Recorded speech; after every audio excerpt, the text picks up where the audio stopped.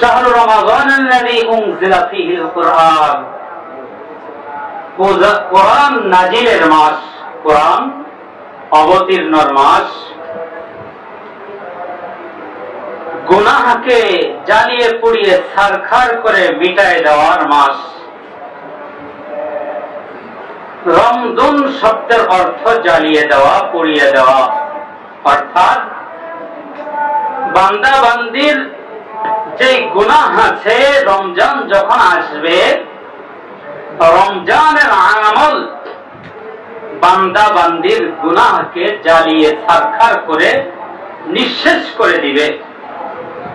যেইভাবে স্বর্ণকে দাবাগত করার মাধ্যমে একেবারে খাঁটি করা হয়, নিখুঁত করা হয়, ঠিক তদ্রূপ রমজান মাস এমন একটি মাস যেই মাসে মানুষের গুনাহকে জ্বালিয়ে ছারখার করে মিটিয়ে দেওয়া হয়।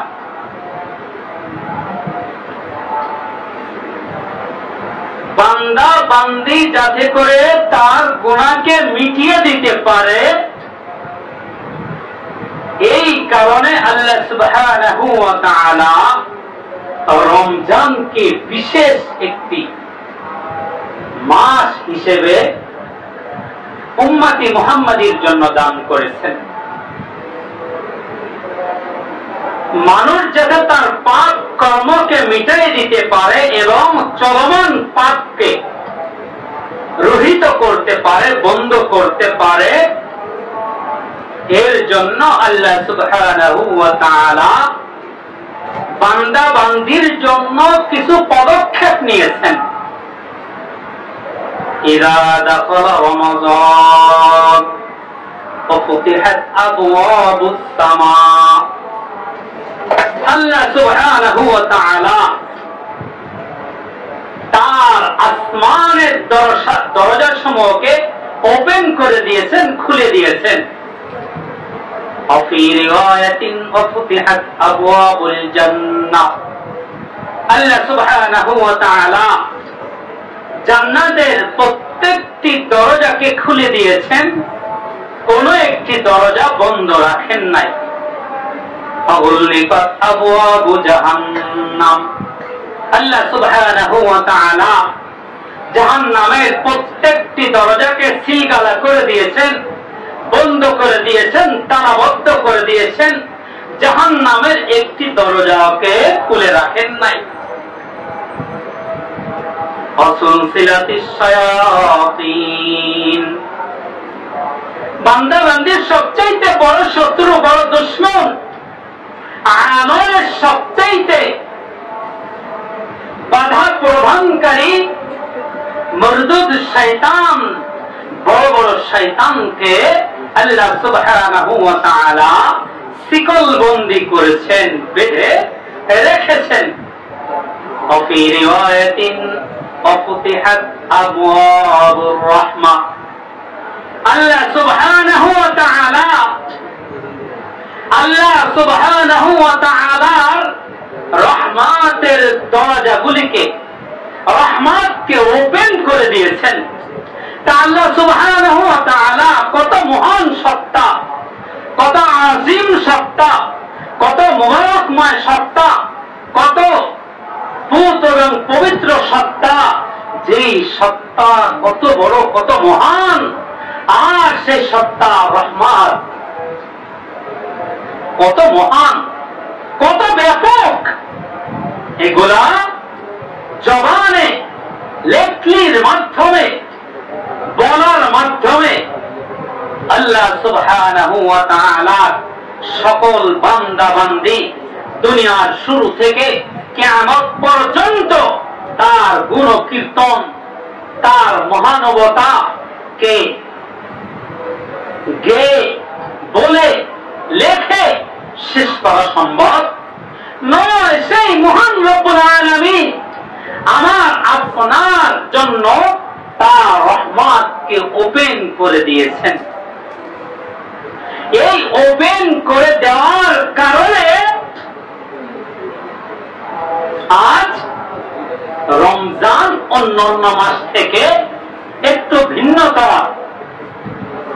আমার আপনার বুঝে না আসলেও কুরআন হাদিস মনে করেন বাদ দিয়েও যদি আমরা প্রত্যেকটা নামাজি ব্যক্তির বডির দিকে তাকাই, আমরা যদি প্রত্যেকটা রোজাদার ব্যক্তির দিকে তাকাই, আমরা যদি প্রত্যেকটি আমলওয়ালা ব্যক্তির দিকে তাকাই, আমরা যদি প্রত্যেকটা কোরআন তিলাওয়াতওয়ালা ব্যক্তির দিকে তাকাই, তাহলেই আমাদের বুঝে আসবে যে অন্য 11 মাস থেকে রমজান মাস আলাদা, এবং এই মাসে যে আল্লাহ সুবহানাহু ওয়া তাআলা এই যে ডিক্লিয়ার দিয়েছেন, আসমানের দরজা খুলে দিয়েছেন, জান্নাতের দরজা খুলে দিয়েছেন, জাহান্নামকে বন্ধ করে দিয়েছেন, শয়তানকে শিকলবন্দি করেছেন, তার রহমতগুলোকে ওপেন করে দিয়েছেন, এগুলা প্রত্যেকটা মানুষের দিকে তাকাইলেই এর দলিল প্রমাণ প্রুফ পাওয়া যায়। কিভাবে? আপনি আপনার নিজের দিকে তাকান, দেখেন আপনার বাকি 11 মাস যে অভ্যাস ছিল সেই অভ্যাসগুলো আপনার থেকে চলে গেছে, পরিহার হয়ে গেছে। আপনি বেনামাজি ছিলেন, রমজানে নামাজি হয়ে গেছেন। আপনি ইতিপূর্বে ঈশার 4 রাকাত নামাজ পড়তে জামাতে আসেন নাই, আর এখন আপনি জামাতে ঈশার নামাজ পড়ে এই প্রতিদিন 1.5 পারা কোরআন তিলাওয়াত তারাবির নামাজের মধ্যে অত্যন্ত মনোযোগ সহকারে খুশু এবং খুশুর সাথে শুনতেছেন। এটা কেমনে হলো?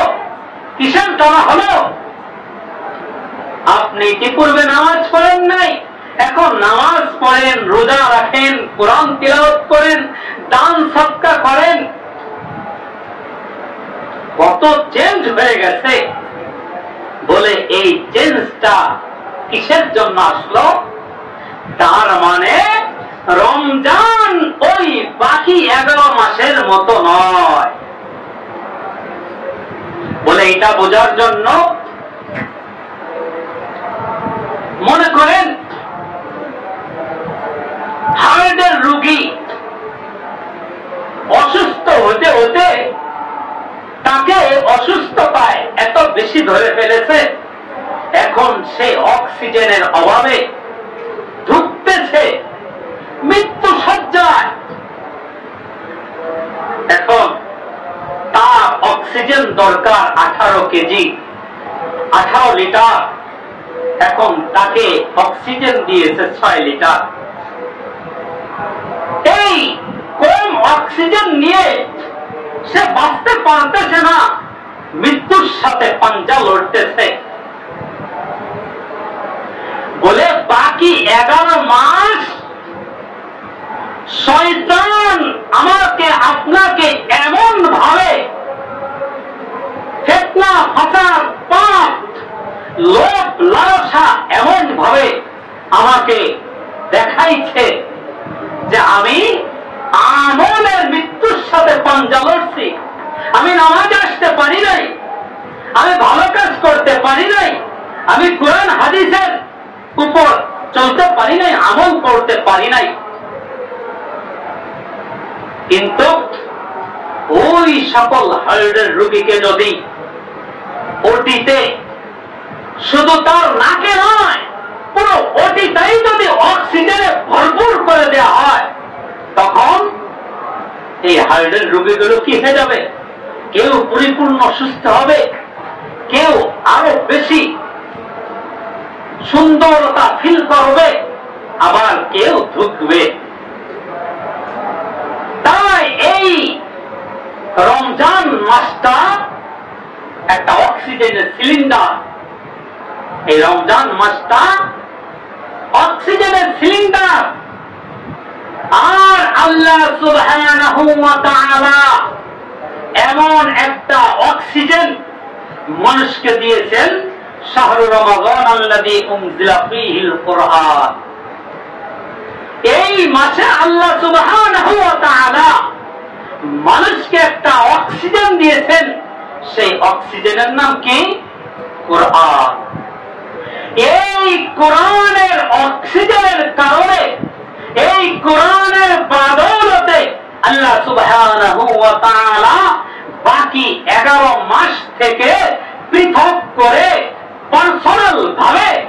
মাসে তার সব কিছু রহমত, কল্যাণ, বরকত, বান্দাবান্দির সুযোগ সুবিধা ব্যাপক আকারে করে দিয়েছেন। সুবহানাল্লাহ। কিসের বদৌলতে? কোরআনের বদৌলতে। কারণ আল্লাহ সুবহানাহু ওয়া তাআলা বান্দাবান্দি তার জীবন যাপন কেমনে করবে, ইসলাম কেমনে আসবে, ঈমান কেমনে আসবে, আল্লাহর তাওহীদ কেমনে আসবে, আল্লাহ সুবহানাহু ওয়া তাআলার পরিচয় কেমনে পাবে,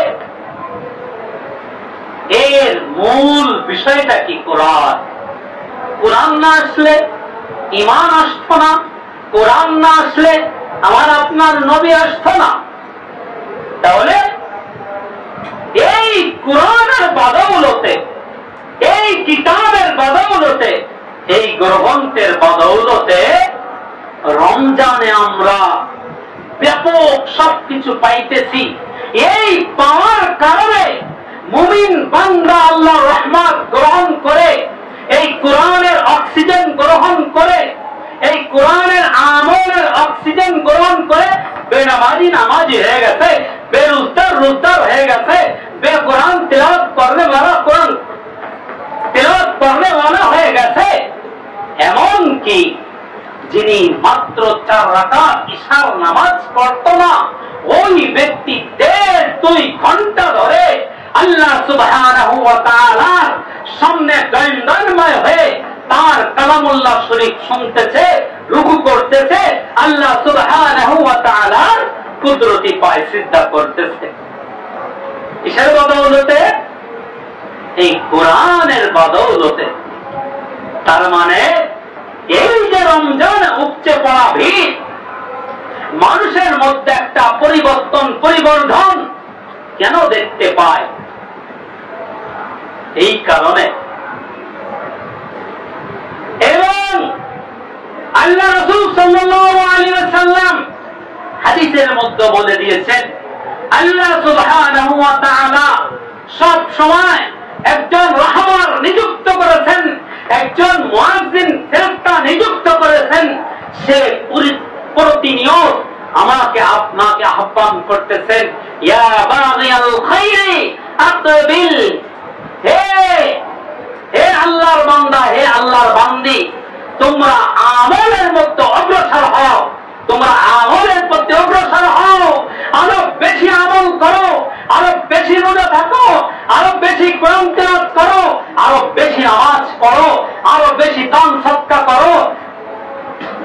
কিন্তু এই মেসেজ তো আমার এই দুনিয়াবি কর্ণধারা আমি শুনতেছি না, এই কানধারা আমি শুনতেছি না। কিন্তু যারা ঠিকই মুমিন বান্দা, মুমিন মুসলমান, ইন্নামাল মুমিনুন আল্লাযীনা ইযা যুকিরাল্লাহু ওয়াজিলাত কুলুবুহুম ওয়া ইযা তুলিয়াত আলাইহিম আয়াতু যাদাতুহুম ঈমানা, যারা মুমিন বান্দা, মুমিন মুসলমান, তারা তাদের দিলে ঠিকই সাড়া দিচ্ছে, তাদের অন্তরে সাড়া দিচ্ছে যে আমার আল্লাহ এই রমজানে আমল করার জন্য উদ্বুদ্ধ করতেছে, ডাকতেছে। এই আমলে যাওয়ার জন্য আল্লাহ সুবহানাহু ওয়া তাআলা কত ব্যাপক আয়োজন করে রেখেছেন আমার আপনার জন্য। এটা আমার এই কান ধারা শুনতেছি না, কিন্তু আমার মুমিনের অন্তর ধারা প্রত্যেকজন মুমিন উপলব্ধি করতে পারতেছে। প্রত্যেক মুমিন এই আহ্বানকে তার দিল ধারা উপলব্ধি করতেছে। এই কারণে রমজান মাস অন্য মাস থেকে কি ভিন্নতা? কিন্তু যারা কপাল পোড়া মুসলমান এত অসুস্থ যে তারা শয়তানের ধোঁকায় পড়ে, শয়তানের ওয়াসওয়াসায় পড়ে এই কোরআনের অক্সিজেন, রমজানের অক্সিজেন, এই আমলের অক্সিজেন, আল্লাহর রহমতের অক্সিজেন তাদেরকে কাজ করতে পারে নাই।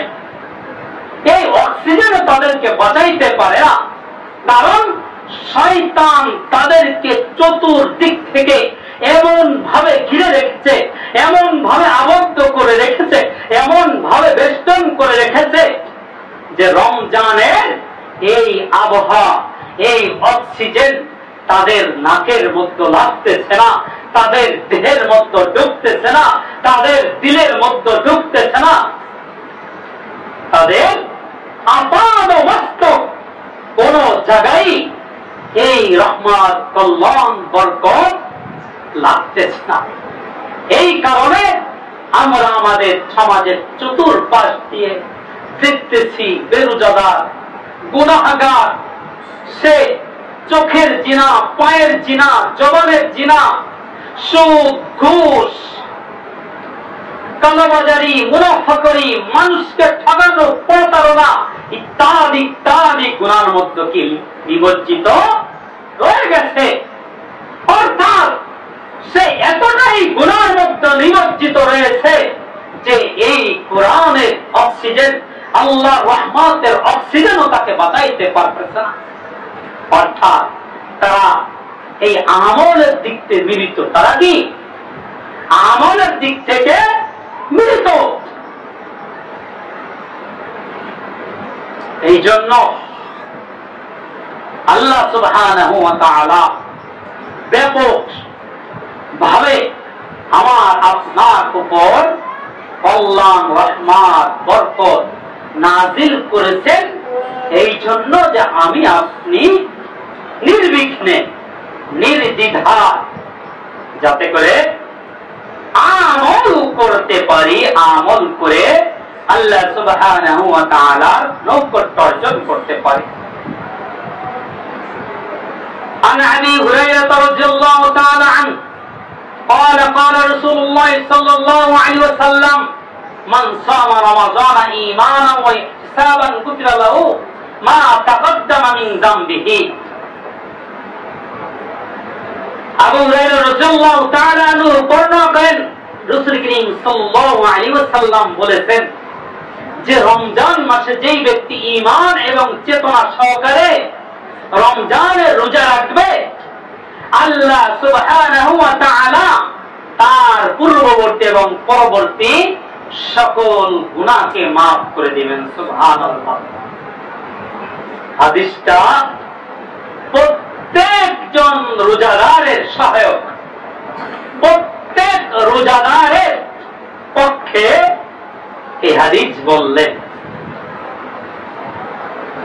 আবু হুরায়রা রাদিয়াল্লাহু তাআলা আনহু অন্য হাদিসের মধ্যে বলেছেন, মান লাম ইয়াদা কাওলা যুরি ওয়াল আমালি ফালাইসা লিল্লাহি হাজাতুন ফি আন ইয়াদা তাআমুহু ওয়া শারাবুহু।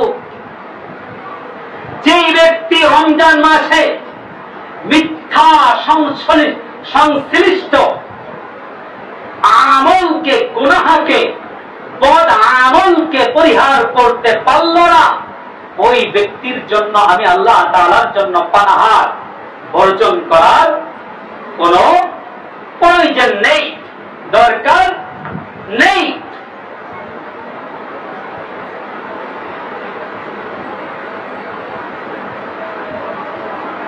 আবু হুরায়রা রাদিয়াল্লাহু তাআলা আনহু অন্য হাদিসের মধ্যে বলেছেন, কাম মিন সাইমিন লাইসা লাহু মিন সিয়ামিহি ইল্লা যামাউ ওয়া কাম মিন কাইমিন লাইসা লাহু ওয়া কাম মিন কাইমিন লাইসা লাহু মিন কিয়ামিহি ইল্লা সাহরু। এমন রোজাদার ব্যক্তি আছে যে বাহ্যিক দৃষ্টিতে দেখা যায় সে সুবহ সাদেক থেকে নিয়ে সূর্য অস্তমিত হওয়া পর্যন্ত সে উপবাস রয়েছে, পানাহারকে বর্জন করে রয়েছে, কিন্তু মূলত সে রোজা নাই। বলে এমন ইবাদত করনেওয়ালা আছে যে সারা রাত জেগে ইবাদত করেছে, কিন্তু তার ইবাদত রাত্র জাগা ব্যতীত আর কিছুই হয় নাই।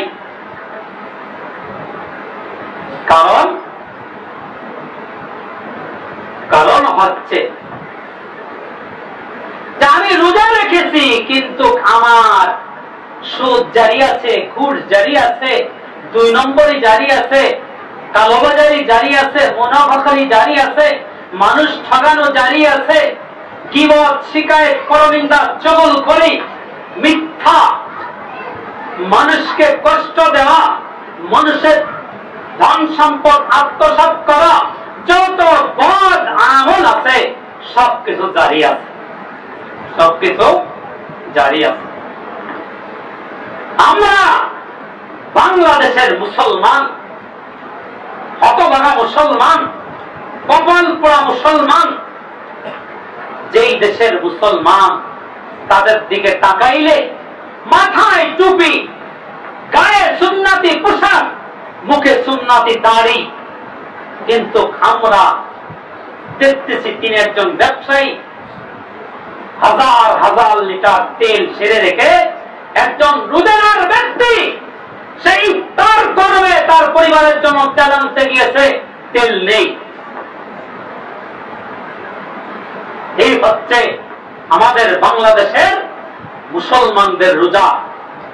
এই বাংলাদেশের এমন মুসলমানদের জন্যই আল্লাহ রাসূল সাল্লাল্লাহু আলাইহি ওয়াসাল্লাম মাল্লামে দা কাওলা জুরি এই হাদিস বলেছেন, এবং তামিন সাইমিন লাইসা লাহু মিন সিয়ামি, যে তাদের রোজা উপবাস ছাড়া আর কিছুই নয়। এবং এই ব্যবসায়ীদের রোজা তাদের আমল, তাদের রাত্র জাগরণ ছাড়া আর কিছুই নয়। আমাদের দেশে যখন আমরা কার সাথে কথা বলি তখন সবাই ফেরেশতা, তখন সবাই ফেরেশতা। অথচ এক এক করে যদি প্রত্যেকটা মানুষকে যাচাই করা যায় তাহলে আমরা সকলেই দোষী, আমরা সকলেই দোষী। এমনকি আমরা যারা কোরআন ও হাদিসের কথা বলি আমরা বর্তমান সমাজে দোষী, আমল চোর, কোরআন হাদিসের ব্যাখ্যা চোর, কোরআন হাদিসের অপব্যাখ্যাকারী চোর। কারণ আমি রমজান আমলের জন্য ডাকি, আর একজন বলে আমল করা লাগবে না। আমি বছরে বিভিন্ন সময় আমলের জন্য ডাকি, আর কিছু চোর আছে যে সব রাতে আমল করা লাগবে না, এই সময় আমল করতে হবে না। আমি আল্লাহ তাআলার কাছে দোয়া করার জন্য ডাকি, কিছু আমল চোর বলে দোয়া করা লাগবে না। আমি তাসবিহ তাহলিলের জন্য ডাকি, কিছু আমল চোর আছে যেই তাসবিহ তাহলিল জিকির আজকার এইভাবে করা লাগবে না। আমি আল্লাহর সামনে রমজানে দণ্ডায়মান হই নফল নামাজের জন্য, কিছু আমল চোর আলেম আছে তারা বলবে যে এত নামাজ পড়া লাগবে না। তার মানে এই 2 নম্বর বদমাইশ প্রত্যেকটা সেক্টরে, প্রত্যেকটা স্থানে আজ ব্যাপকভাবে আছে, এবং সামনে যতদিন আছে এদের চেলামুন্ডা আরো বেশি বাড়তে থাকবে। কারণ আল্লাহ রাসূলের হাদিস দুনিয়া যত পুরাতন হবে, আর এই ফিতনা ফাসাদ এই দাড়ি টুপি ওয়ালাদের কাছ থেকে হবে, কোরআন হাদিস বলনে ওয়ালাদের কাছ থেকে হবে, আলেম ধারী নামধারী এই উলামাদের কাছ থেকে হবে। তাহলে এটাকে নিঃশেষ করা যাবে না, বরং আরো ব্যাপকভাবে এটা বাড়তে থাকবে। এইভাবে মানুষ ঈমান হারা হয়ে যাবে, এইভাবে মানুষ আমল হারা হয়ে যাবে। যাই হোক, শাহরু রমাদান আল্লাযী উনজিলা ফীহিল কুরআন, আল্লাহ সুবহানাহু ওয়া তাআলা এই রমজান মাসে কোরআনকে নাজিল করেছেন, আর এই কোরআনের বাদৌলতে আল্লাহ সুবহানাহু ওয়া তাআলা রমজানকে এত সুন্দর করে সাজিয়েছেন, রমজানকে এত দামি করেছেন, রমজানকে এত মুবারকময় করেছেন, রমজানকে এত বরকতময় করেছেন, রমজানকে এত কল্যাণময় করেছেন।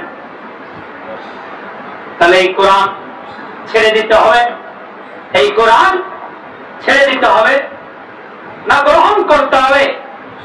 আল্লাহ রাসূলের বিদায় হাজের শেষ বচন কি ছিল? যে আমি তোমাদের কাছে 2টি জিনিস রেখে গেলাম, এই 2টি জিনিস যদি তোমরা যত্ন সহকারে আঁকড়ে ধরতে পারো, মহব্বত করে দিলের সাথে দিলের মধ্যে গেঁথে নিতে পারো, তাহলে তোমরা আর বিভ্রান্ত হবে না। তোমাদেরকে সঠিক পথ থেকে টেনে হেসে পথে নিতে পারবে না। এই দুটি জিনিস হচ্ছে কোরআন এবং আমার হাদিস, আমার সুন্নাহ। তাহলে এই কোরআন কত দামি, এই কোরআন কত দামি। আল কুরআনু হাব্বু ইলাল্লাহি মিনাস সামাওয়াতি ওয়া মান ফীহিন, আসমান এবং জমিনের বিছে, জমিনের উপরে নিচে আল্লাহ সুবহানাহু ওয়া তাআলা যা কিছু সৃষ্টি করেছেন, সব সৃষ্টির মধ্যে আল্লাহ সুবহানাহু ওয়া তাআলার কাছে সবচেয়ে প্রিয় বস্তু হচ্ছে আল্লাহ সুবহানাহু ওয়া তাআলার কালাম। সুবহানাল্লাহ। তার মানে এই কালামুল্লাহ শরীফ থেকে আল্লাহ সুবহানাহু ওয়া তাআলার কাছে আর কিছুই প্রিয় না। তাহলে এখন বুঝেন তো, আল্লাহর কাছে যদি এই কালাম এত দামি হয়ে থাকে, তাহলে এই কালামকে আমাকে আপনাকে কিভাবে ধারণ করা উচিত, কিভাবে গ্রহণ করা উচিত। কিন্তু এই কোরআন পড়তে গেলেও এই আমাদের মতো এক শ্রেণীর মানুষ আছে, তারা বলবে এই কোরআন পড়ে কোনো লাভ নাই, এই কোরআন পড়ে কোনো লাভ নাই, কারণ তুমি কোরআন বুঝো না, তুমি কোরআনের অর্থ জানো না, বরং এই কোরআন তোমাকে জাহান্নামে নিয়ে যাবে। এরকম বয়ান আছে কি নাই? আছে এরকম বয়ান। এই যে আহলে হাদিসের এদের কোন ভাষায় কথা বলবো, এরকম মানুষই না, আলেম তো দূরের কথা, মানুষই না, এরা মানুষের কাতারে পড়ে না। তারা বলছে প্রত্যেক কোরআন হাফেজ আগে জাহান্নামে যাবে। নাউযুবিল্লাহ। প্রত্যেক কোরআন হাফেজ আগে জাহান্নামে যাবে। মিথ্যা বলতেছি না। আপনার এর নাম বাশার বিন কি জানো, সার্চ দিলেই পাইবেন, অহরহ তার বয়ান আছে। কারণ কোরআনে হাফেজ কোরআনের অর্থ জানে না, এই কারণে সে জাহান্নামে যাবে। এই যে আমাদেরকে তারা আমল থেকে গাফেল হয়ে, আমরা তেমনি কোরআন পড়ি না। আর যখন এই কথা কেউ বলবে যে কোরআন অর্থ জেনে পড়লে সব হবে, না জেনে পড়লে সব হবে না, তাহলে এমনি পড়ে না, তখন তো আরো পড়বে না। অথচ আল্লাহ রাসূল সাল্লাল্লাহু আলাইহি ওয়াসাল্লাম হাদিস, যে কেউ যদি একটা কোরআনের হরফ পড়ে,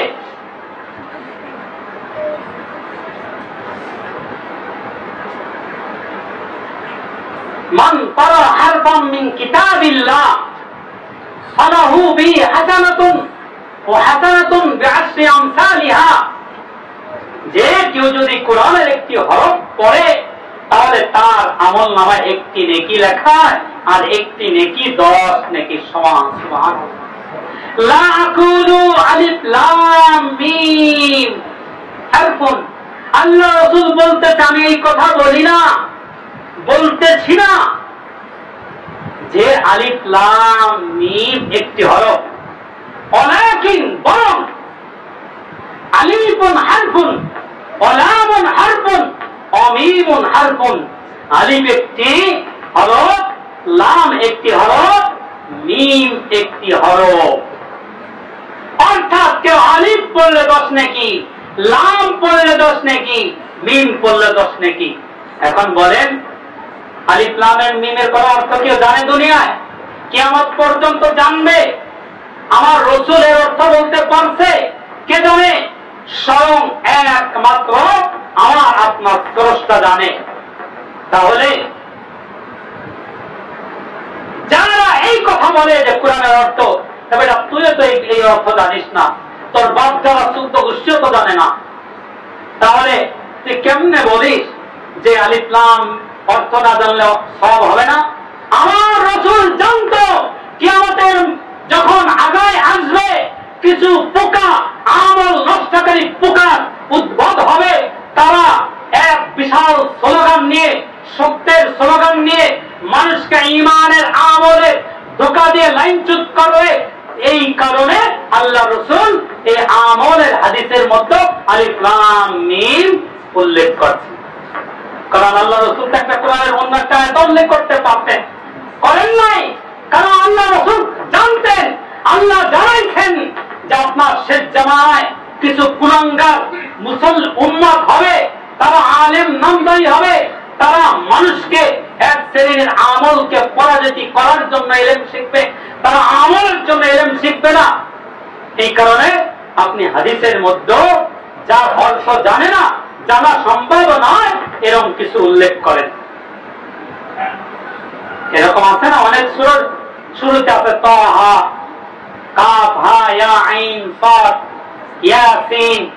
এটা কিন্তু এক একটা আয়াত, এটা কি এক একটা আয়াত, এর অর্থ কেউ জানে না, আল্লাহ জানেন। তাহলে এই যে আমল সূরা আমাদের মধ্যেও আছে, নেক্সট সূরাতে আমাদেরকে ধোঁকা দিতেছেন। এক বক্তাকে দেখলাম এই আলে হাদিসে, সে তাসবিহ দলিল দিয়ে ওয়াজের মঞ্চে তাসবিহকে ছিঁড়ে পায়ের নিচে ফেলে দিয়েছে, নাউযুবিল্লাহ। কারণ আল্লাহ রাসূলের সময় এই তাসবিহ ছিল না, হাতে গুনছে। এই আল্লাহ রাসূলের সময় ছিল না। দেখেন কত বড় বদমাইশ এটা। এই শয়তান আল্লাহ রাসূলের সময় তাসবিহ ছিল না, তাসবিহ তুমি ছিঁড়ে ফেলে তো। তুমি যেই মঞ্চে ওয়াজ করতেছো, রাসূলের সময় মঞ্চ ছিল। তুমি যেই মাইক দিয়ে ওয়াজ করতেছো, রাসূলের সময় মাইক ছিল। তোমার ওয়াজ যেই ক্যামেরায় ভিডিও হচ্ছে, রাসূলের সময় ক্যামেরা ছিল। তুমি যেই কোটি পরে ইংরেজদের কোটি পরে ওয়াজ করতেছো, রাসূলের সময় কোটি ছিল। তুমি যেই গাড়িতে এসে ওয়াজের মঞ্চে এসেছো, রাসূলকে গাড়িতে দিয়ে ওয়াজ করেছে। তুমি যেই জুতা পরে এসেছো, রাসূল কি ওই জুতা পরেছে? তাহলে তোর আপাত মস্তক রাসূলের বিপক্ষে সবকিছু। আর তাসবিহ মানুষ হিসেব রাখার জন্য এটা পরে, এটা বিধান হয়ে গেছে। তোমাদের আপাত মস্তক সবকিছু বিধান। এরা আমাদের নেক্সট সূরাতে আমল থেকে সরানোর জন্য আমাদের কোরআন এবং হাদিসের নামে অপব্যাখ্যা করে হাদিস থেকে, এই আমল থেকে দূরে সরাই দিতেছে। এই জন্য আপনারা সতর্ক থাকবেন। আহলে হাদিসের সব ভাইরা একরকম নয়, আহলে হাদিসের সব আলেম একরকম নয়, একরকম নয়।